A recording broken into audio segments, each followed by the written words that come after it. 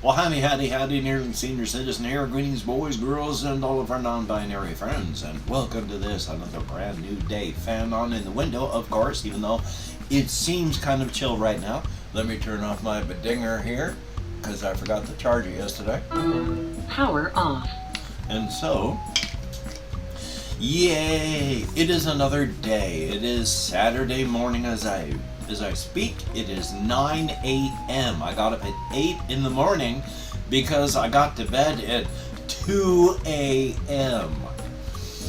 No joy. Big thing that happened yesterday. I did my vlogging. I did some just staying awake stuff, watching videos and the like. I recorded a video. My housemates then came home. Now that's not an issue.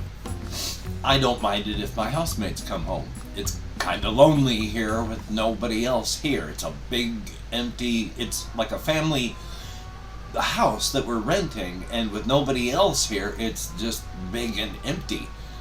And so they came by, except she just started packing up everything that was downstairs. All the personal stuff, all the little things that, make a house a home. And she spent hours, and of course threw a lot of stuff out. So now the garbage can that I took out on Friday because it was full to get empty is full on Friday night, and even fuller today because I had to take the garbage out because it was full. So now when the garbage comes on Friday, next Friday, 7 days from now, there's going to be a lot of extra stuff because I got garbage that's going to have to go out. So yay on that. But I keep having a lot of people on Twitter and stuff telling me, and in comments occasionally telling me, oh, you should go into some kind of group home. You should go into some sort of thing where you're no longer independent, and it's you're in with a whole bunch of other people who also can't take care of themselves and can't live independently. Problem is, I can live independently. I just need a little help with things like some of the physical things if it's a big place, or if it's smaller, just with paperwork. I am high-functioning autistic. You can live independently. It's just that your life will, as the thing I had read paraphrased it so nicely, big paraphrase, your life will be a long, drawn-out, slow-motion, flaming car wreck.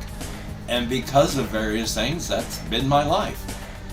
Now the problem was, I've always had, there's a lot of things I'm going to try and talk about, I've always had this issue of not being able to do things. But because I always had people around me that could do them, they always got done, and I didn't realize it. I don't know if they realized anything at all, but if I needed to get this sort of thing, somebody else would help with me and work on it, and it would get done. Somebody else would work on these things, and they would get done. Somebody else would do this, and then I could get done. I mean, the only reason that I had a house that I lived in with my wife is because my wife did all the work.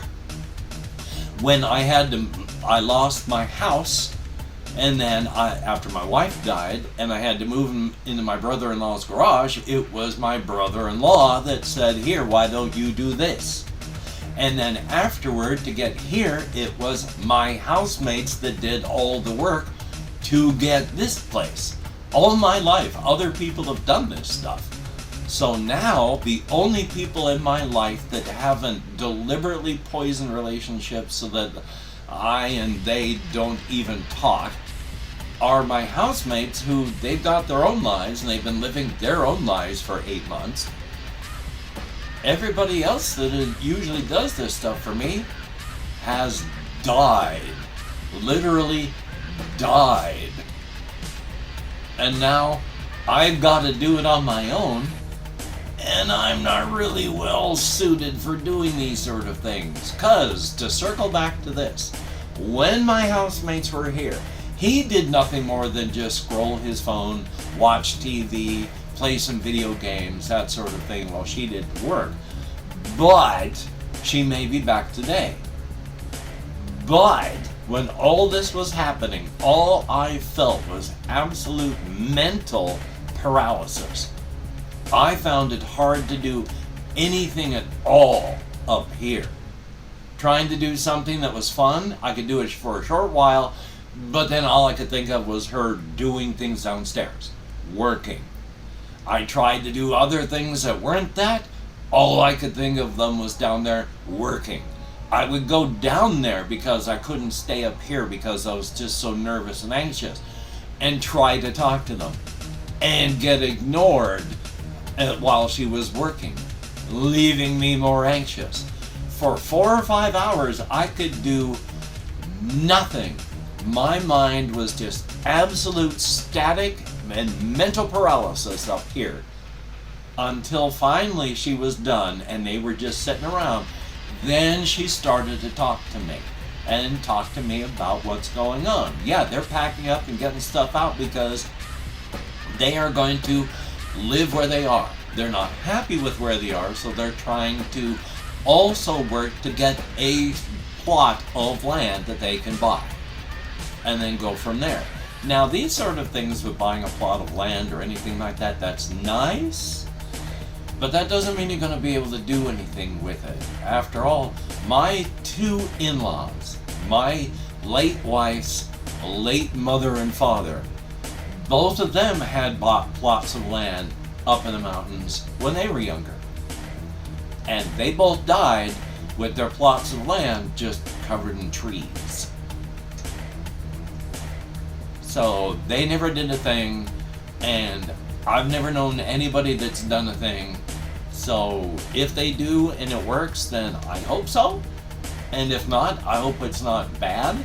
But for right now, yeah, I don't know if it's going to be they stop paying for just saying goodbye lease at the end of July. I gotta ask her that because she's packing stuff up, or if it's just going to be still like August or September, because they still got everything in the bedroom, so it's probably going to be her working on something like that today.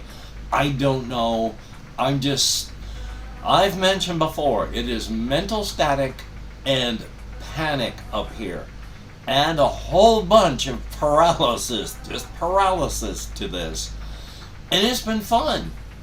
As stated, I am just not suited for this sort of thing. I can live independently, and I have. I'm 60 years old, and I have lived independently my whole life. So it can be done. I just need a little bit of help periodically with this, that, and the other. Largely because a little bit of physical stuff. I don't need the kind of help where somebody else has to take care of everything and I don't. I can do it. I just need a little bit of help periodically. So, yay on that and checking my time. So that's what's happening there. I still have to call the various social workers on Monday. I, of course, have executive function issues, which makes it hard to actually do things. But there's a lot of disruption going on right now, so who knows? Maybe on Monday I can make those calls easily, maybe I can't. Hard to say. Gonna do my best though. Checking my list over here, is there anything else that's happening in life? Well, not really. I made my walk to Walmart and back last night. I bought some water and then bought some cat food and such like that, and came home. I left close to a little bit after 7-ish. Got back around 9:30. So if you add takes an hour to get there, an hour to get back, and then count in time that I have to do stuff in the store, that's not bad, 2.5 hours. I want to cut it down to just 2 again, but I'm pushing a walker and that slows me down. And I had a person that I was walking along. I could not hear the entirety of their comment, but they yelled out the window something like, "It seems like you don't need a walker, sir." They were very polite about it, but they yelled that out the window and then drove off. Now that sort of thing, of course, is not meant to be constructive. When you're yelling something out there like that, you're not trying to help anything. You're just trying to puke into somebody's punch bowl at a party as you drive by. You're not trying to do anything but ruin people's time and then go. So that's what that sort of thing yelled out the window at me was. And yeah, it spent some time in my head just renting free space. You know, because it's like, yes, that's fine.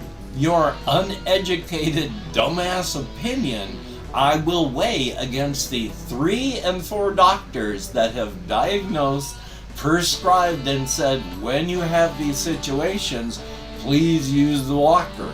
Like if I have to carry something like cat food or water, I have been told use the walker by my doctor.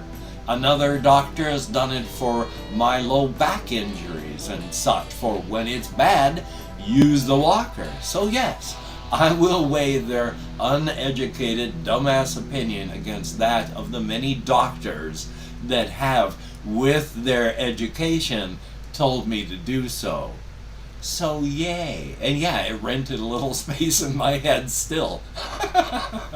Living there rent free. I still got some puke in my punch bowl. Hopefully this will get it all rinsed out. So let me check my list because I gotta talk about stuff that's not mental paralysis. Like I was going through and I have been reorganizing and trying to get things more not as crazy because I have just stuff with no real, you know, I'll have like a say a 4 Against Darkness thing next to a GM emulator next to some house rules, while up here I've got things like, oh, here's the Ironsworn stuff, here's all this stuff, and it's all ordered, and that was driving me nuts. Now up here, this is rather amazing. The inspiration for the series of games that this one person has done so far, the inspiration is the game Barbarian Prince from 1982, where you move around on a hex map and you check the encounters, and each encounter in the map, well, it's a random encounter, and each encounter can have random things, so even the encounters can be fresh and replayable. So it's a random map with random encounters when you play. That takes up a tiny notebook, maybe one of those inch and a half spirals.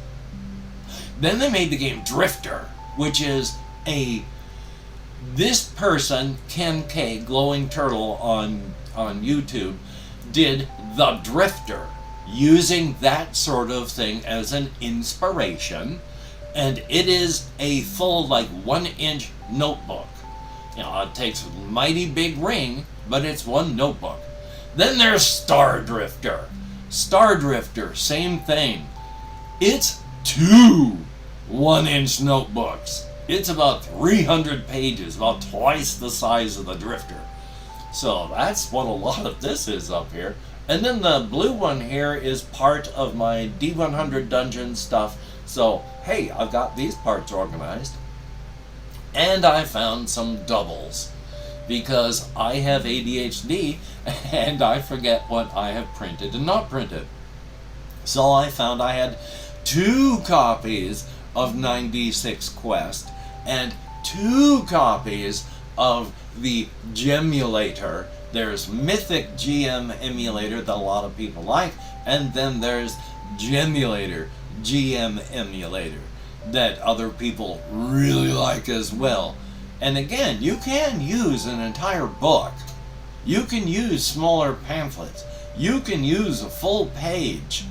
When you want oracles, it all depends on what you want. Because after all, I mean, you can use, if you are in a solo game and you need a GM for an oracle, you can just do it this way. You know, a 1 is an absolute no, a 6 is an absolute yes, and then put maybes in between, and then yes and no and then see what your answer is. Oh, I rolled a 2. That would be a no, but, and so you've got your oracle right here in a 6-sided die. But if you want more flavor, If you want more variety than just 6 options, if you want a whole bunch of these things, yeah, the GM emulators are great because they add, like, both the Gemulator and Mythic emulator have extra things, like there's chaos, or I can't remember the exact words, or call it momentum, where it adds options with what's happening in your game, can influence what happens with the Oracle, and they have mechanisms for that, and that's good, it's cool. But I'm trying to get these things organized and in places so that it's not just quite such a mess. And so while it was growing, now there's actually some fewer notebooks. And so, but I just wanted to point that out because it is something that I really like and like talking about because these games are great. And housemates, organizing, the only thing I have left is just a little bit of creative talk because even in the middle of all this, my arm is still not perfect. I mean, the symptoms have largely subsided down to where it's like a 1 to 3 on the pain scale, and I don't even, I feel them, of course, it's pain, but it doesn't enter my, oh, you have to do something about it phase of consciousness. Now it's just a background noise sort of thing. So it has entered the background noise stage where it's a little heavier, like 5 pounds heavier, so I gotta work a little harder to keep it up in the air. Yeah, there are tiny little springs that are trying to pull everything back, but they're tiny little springs. It's not bad. I just have to be careful. I can't lift anything that's extra heavy, and especially backpacks are out because, everything back here is still, well, I'm not pressing on it, I'm just rubbing because otherwise I could awaken the Kraken, and that's bad. And then these nerves down here, I can still feel it right now, just running my hand down here. The nerve fibers inside are not happy with the pressure. I can feel that little thing going, and then the line burns through there. Again, only a 1, 2, 3, so it's not terrible. So yay.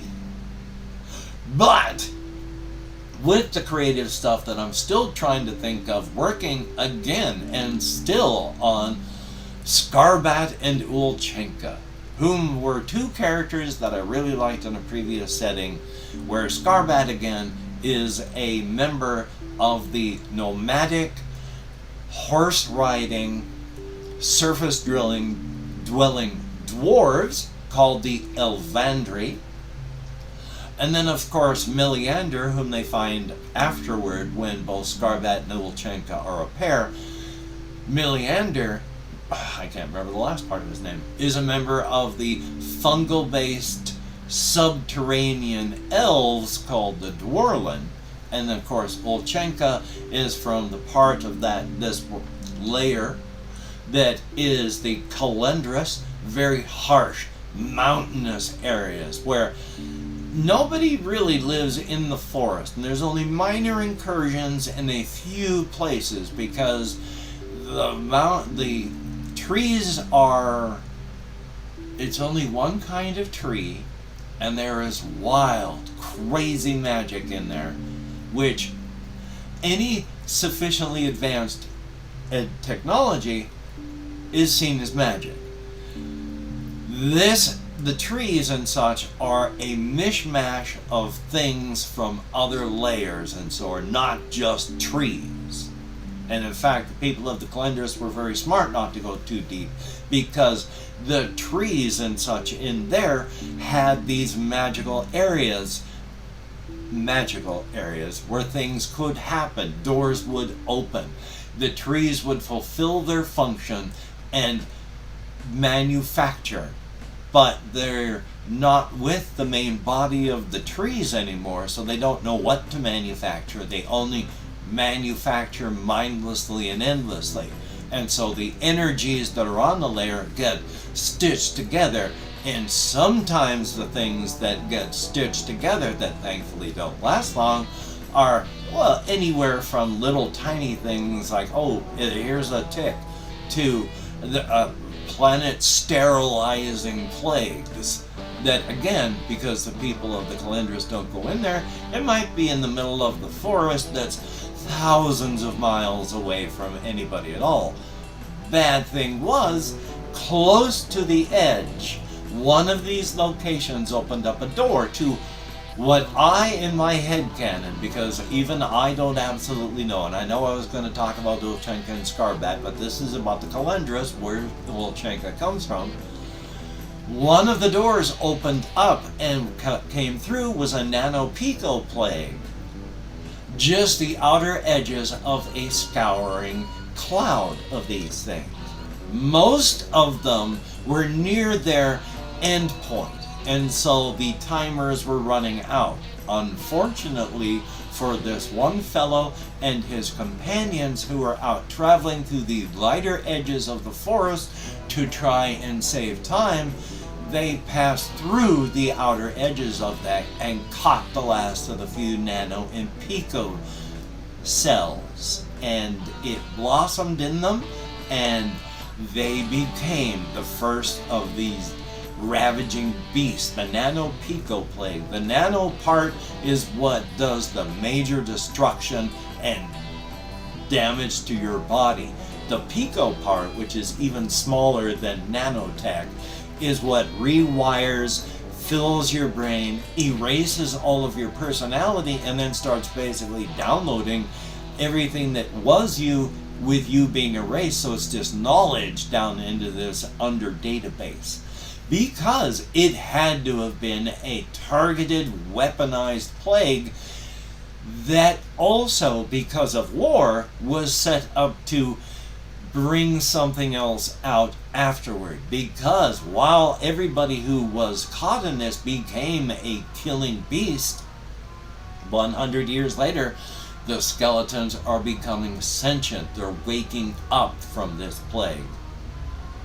And so while the plague is there, most of them have become just empty. They've fallen. They're leaning against trees. Their flesh is rotted off. They're being covered with moss while they're still looking in their field of view out here for anything human. When anything human comes by, they'll get up. Until then, they're just sitting. And things are growing over them. And then other feral ones walk. But the ones that wake up are trying to collect them all so that as they awaken, they can be brought into society. Early in his adventuring, Scarbat was in one of the towns in the Calendris after they've been waking up. They have been making towns and such, and he wanted to see one of these places where, from up above, they could see down where the feral ones were just still walking, endlessly looking, pacing through this large arena-like area with a larger contraption for height. Volchenka awakened and walked up to that. Other of the skeleton creatures, animals, beasts, people, went in there, got her, brought her up. Scarbat wanted to see, which was dangerous, of course, because bring them right up, they still have their teeth. And Scarbat is flesh, and the nano plague could get into it. So they were careful, but she came right up to him and was looking at him with her dried, weather-worn, coarse, dead human skeletal remains and empty eyeless sockets of her skull, just looking at him and saying, "Hello, you are a dwarf. What is your name?" And he, of course, says, "Scarbat, and what is yours?" "I do not know. I think it will take a few days to find out." But days later, she does seek him out because she kind of imprinted on him when she saw him, and she is fascinated by his dwarfness. And later on, just him, and he becomes more, what is the word? Almost got it. Entangled, wrapped up with her, until they both just become a couple that way. Her, just the animated remains of some dead human being from 100 years ago, and him, a horse riding dwarf. So thumbs up for that. There is a lot that these people will never know, but it has to work in my head.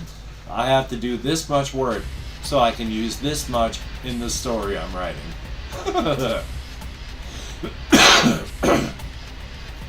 Anyway, I have opened up, I hope, 24 hours worth of comments in my community tab, and I'm going to go through and thank however many people have left me comments in the past 24 hours. First, of course, I have written more names on my Yay Patrons list, which this time I wrote it in text that you can actually see.